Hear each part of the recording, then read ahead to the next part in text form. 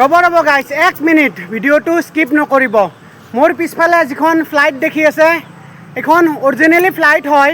চ' মই গৈ আছিলোঁ মুৰাদাবাদ অভিমুখে। তো মানে ফ্লাইটখন দেখি মই বোলো এটা ভিডিঅ' এটা বনাওঁ, কাৰণ চাওকচোন।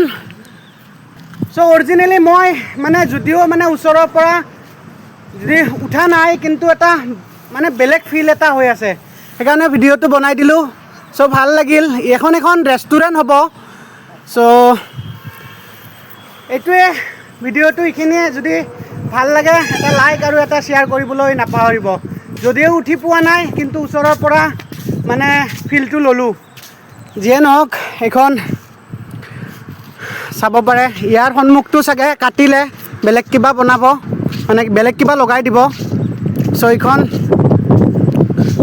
বহুতেই দীঘল আৰু মানে ভিতৰত যাব নোৱাৰিম এতিয়া। চ' এইটো মোৰ বেগটো ইয়াতে ৰখা আছিলে।